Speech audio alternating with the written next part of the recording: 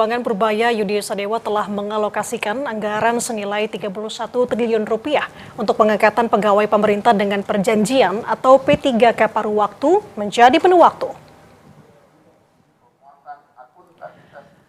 Purbaya memastikan alokasi ini telah disiapkan dalam rancangan APBN 2027, termasuk dengan alokasi untuk proses pengadaan CPNS untuk P3K penuh waktu yang ingin menjadi PNS. Purbaya bilang kebijakan pengangkatan dan juga seleksi CPNS 2027 tidak akan membuat beban tambahan signifikan bagi APBN dengan potensi defisit di kisaran target pemerintah 2,4% terhadap PDB. Menteri Keuangan menambahkan proses pengangkatan P3K paruh waktu menjadi penuh waktu akan dilakukan secara bertahap selama 3 tahun. Jumlahnya akan mencapai 500.000 P3K paruh waktu khusus untuk guru. Lama anggaran tapi sudah terkendali, kita bisa realokasi dari berbagai tempat untuk tahun depan kan. Jadi anggaran defisitnya nggak berubah, jadi cukup aman, masih 2,4%. Kalau untuk P3K yang paruh waktu menjadi penuh waktu pegawai pemerintah pusat, itu anggarannya sekitar 31 triliun kita sudah siapkan. Nanti yang lainnya akan dilakukan secara bertahap ke depan, tapi kita sudah amankan anggarannya. Berapa sih Pak? Ya. Apanya? Berapa 3K yang udah di... Saya lupa jumlahnya berapa puluh ribu ya, lupa saya jumlahnya. Saya lupa jumlahnya, maaf. Soalnya angkanya berubah-ubah terus. Tapi nanti totalnya yang dalam, kan ada setahun, ada yang 3 tahun bertahap, itu soal totalnya berapa? 500 sampai 600? 1.000 kalau nggak salah secara bertahap ya. Jadi itu kita harapkan beri kepastian kepada para guru pekerja P3K. Jadi nggak usah khawatir lagi ke depan.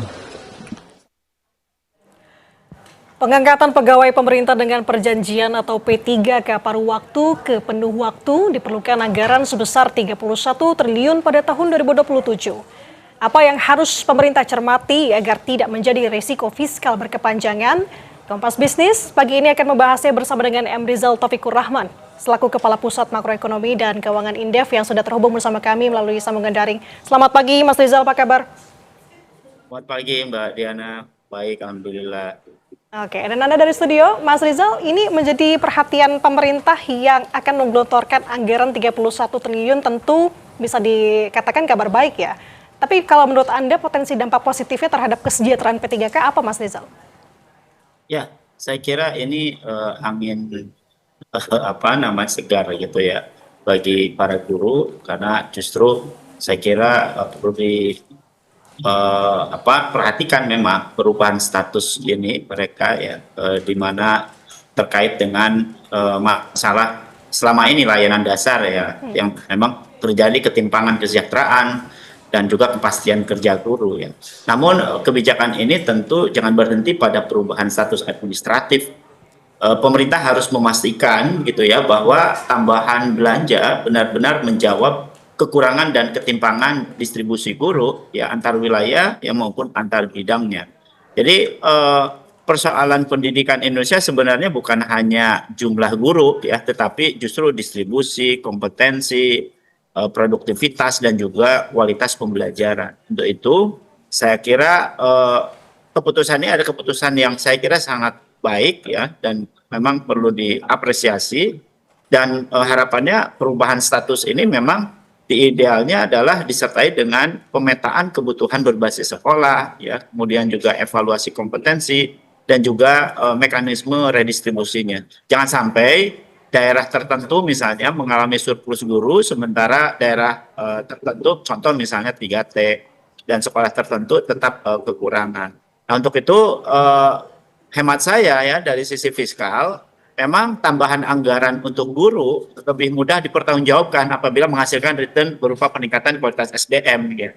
Tetapi indikator keberhasilannya ya bukan berapa banyak guru yang berubah status, yang melainkan apakah kesejahteraan guru ini meningkat nggak, kualitas mengajarnya lebih baik nggak, misalnya ketimpangan distribusi berkurang nggak, dan hasil belajar siswa meningkat nggak gitu. Itu saya kira menjadi catatan penting. Oke, menjadi PR-nya ke depan adalah menangani ketimpangan dan pertanyaannya adalah kesejahteraan guru meningkat atau tidaknya. Berarti yang harus diperhatikan. Berarti salah satu yang harus diperhatikan selain itu, Mas Rizal, adalah mengenai pengelolaan anggaran agar tidak menjadi risiko fiskal ke depannya dan juga berkepanjangan. Apa saja yang harus diperhatikan berarti? Betul, jadi 31 triliun itu memang saya kira bukan pada titik ya perubahan status guru, tetapi sebaiknya membuat APBN ini sama sekali bukan tanpa defisit ya, tetapi mencegah kebijakan ini memperlebar defisit ya dan menambah tekanan fiskal struktural. Meskipun Pak Menteri Keuangan juga sudah menyampaikan bahwa ini tidak terlalu berpengaruh, saya kira punya pengaruhnya, hanya saja caranya adalah bagaimana tambahan belanja tersebut jangan otomatis dibiayai dengan utang baru, itu penting ya. Jadi pemerintah perlu melakukan budget switching-nya, mengurangi belanja yang rendah produktivitasnya, kemudian menekan belanja administratif dan program yang tumpang tindih, kemudian mengalihkan ruang tersebut untuk belanja guru gitu ya. Jadi bukan sekedar additional spending, tetapi spending reprioritasi gitu ya, atau pengeluaran yang direprioritasi. Nah, dari sisi penerimaan, tambahan kewajiban yang permanen memang idealnya ditopang oleh penerimaan yang juga sustain. Nah, fokusnya memang bukan pada menaikkan tarif pajak ya secara agresif, tapi memperluas basis pajak, meningkatkan kepatuhan, dan juga menutup tax gap-nya. Oke, yang jadi harus diperhatikan di sini adalah jangan sampai ada utang baru begitu yang tadi Mas Rizal katakan. Betul. Tapi kalau kita mengingat lagi apa yang disampaikan oleh Menteri Keuangan Purbaya Yudi Sadewa bilang, tambahan anggaran untuk proses peralihan status ini dilakukan melalui relokasi anggaran dari berbagai pos yang ada. Apakah ini cukup menjawab kekhawatiran akan potensi beban fiskal, Mas Rizal? Ya, saya kira tentu perubahan status ini memang harus melalui realokasi gitu ya. Maka tekanan terhadap APBN relatif dapat diminimalkan ya, karena pemerintah tidak menciptakan tambahan belanja daerah tambahan belanja baru gitu ya, tapi justru tambahan belanja yang bersih. Namun lagi-lagi ya kualitas realokasinya menjadi kunci nih. Dana sebaiknya diambil dari belanja yang low impact. Program tadi yang saya sebutkan tumpang tindih, belanja administratif ya, atau juga kegiatan dengan tingkat penyerapan dan multiplier-nya rendah. Jangan justru mengurangi belanja pendidikan lain yang produktif itu ya. Jadi jangan mengurangi belanja pendidikan lain yang produktif seperti peningkatan kualitas sekolah atau pelatihan guru, sarana pembelajaran maupun program peningkatan kompetensi. Prinsipnya adalah expenditure switching ya, 31 triliun rupiah ini tambahan untuk guru yang harus diimbangi oleh pengurangan 31 triliun pada pos yang tidak atau kurang produktif. Sehingga total belanja dan defisit akan tetap atau tidak bertambah. Tetapi karena belanja gaji guru akan menjadi kewajiban berulang, ya realokasi tersebut juga harus berasal dari ruang fiskal yang sustain, ya bukan sekedar pemotongan belanja satu kali. Nah, dengan demikian kita melihat realokasi ini memang lebih sehat dibanding menambah utang, ya. Tetapi harus realokasi yang meningkatkan kualitas belanja negara, bukan sekedar memindahkan tekanan fiskal dari satu pos ke pos yang lain. Gitu. Salah satu caranya tadi juga Mas Rizal menyinggung anggarannya bisa dari program yang low impact ya. Berarti skema pembiayaan berkelanjutan seperti apa yang dinilai ideal untuk diterapkan dalam hal ini? Kita tahan dulu jawabannya, Mas Rizal. Kita akan kembali usai jeda. Tetaplah bersama kami di Kompas Bisnis, Saudara.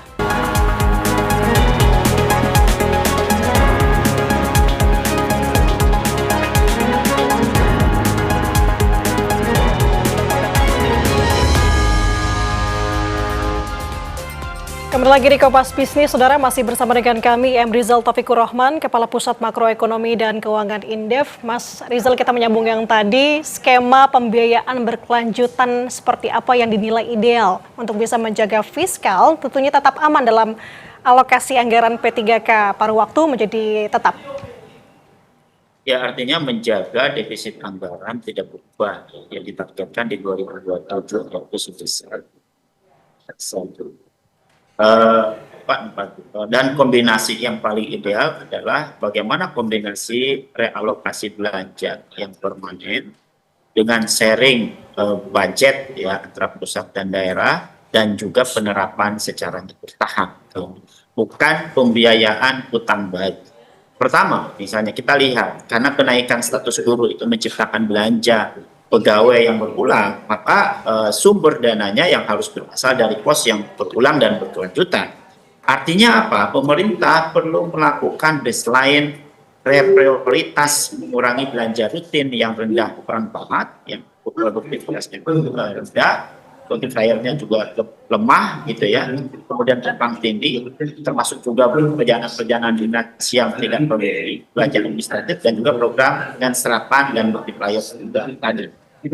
Jadi jangan mengandalkan SAL ya, atau windfall komoditas, atau sekali pakai untuk membiayai kewajiban yang permanen. Yang kedua, perlu skema cost sharing yang jelas antara APBN dan APBD. Pemerintah pusat dapat menanggung sebagian besar biaya transisi pada awal, terutama bagi daerah dengan kapasitas fiskal lemah ya. Sementara daerah dengan fiskal yang kuat dapat menanggung porsi lebih besar secara bertahap. Ini tentu akan lebih proporsional daripada skema seragam, karena kemampuan fiskal antar daerah juga berbeda. Yang ketiga adalah implementasinya sebaiknya bertahap berdasarkan kebutuhan guru, daerah kekurangan tenaga pendidik, kemudian juga kompetensi dan juga beban kerjanya.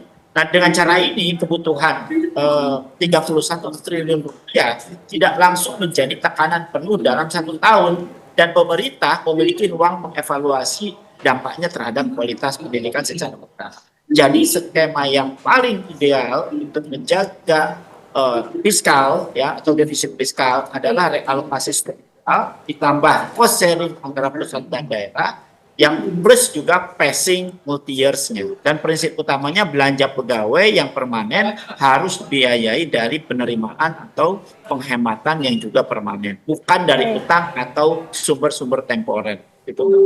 Oke, tapi begini Mas Rizal, jika memang idealnya yang tadi dikatakan Mas Rizal adalah harus ada kejelasan ya, pembagian porsi beban antara pemerintah pusat dengan pemerintah daerah.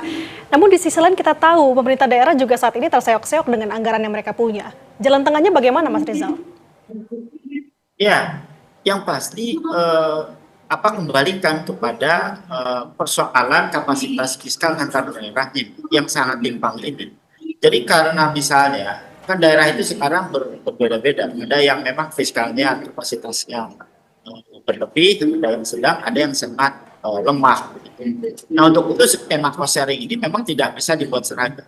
Jadi dalam situasi seperti ini, maka pemerintah tentu harus memilah dan memilih mana ya daerah yang tadi kapasitas fiskal itu tinggi, mana yang rendah, dan mana yang sama sekali lemah gitu ya. Nah, ini memang tentu betul ya, kan memiliki resiko mengurangi belanja layanan publik lainnya ya, terutama di daerah, dan juga membayar belanja pegawai. Seperti saat ini misalnya P3K di daerah-daerah kan sangat berat. Nah, tetapi skema yang lebih tepat lagi adalah pemerintah ya mesti meninjau ulang alokasi fiskal yang dibangun gitu di 2027.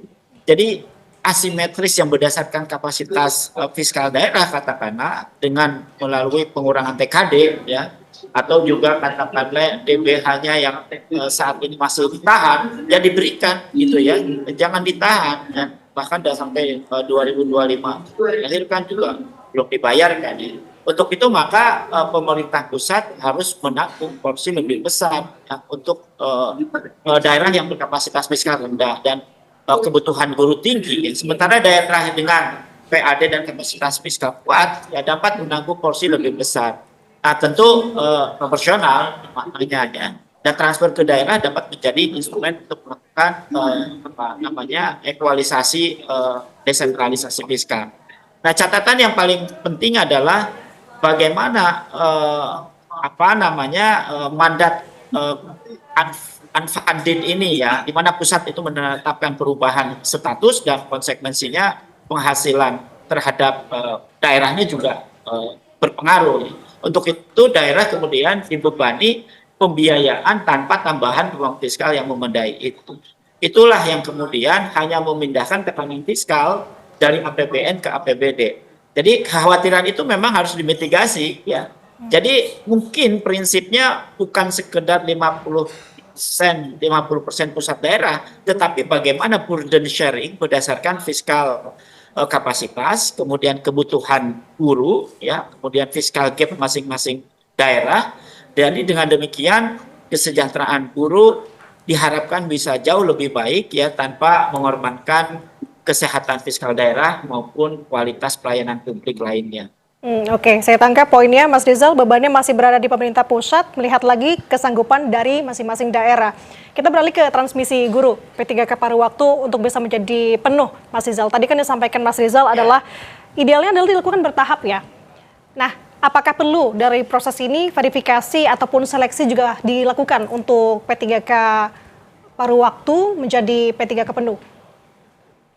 Ya, saya kira harus dilakukan ya. Jadi bagaimana transisi guru P3K paruh waktu menjadi P3K penuh waktu ini prosesnya sebaiknya tidak otomatis hanya karena tersedia anggaran ya. Ada beberapa hal penting yang harus dicermati. Pertama, pemetaan kebutuhan guru secara real dan juga terintegrasi, holistik ya.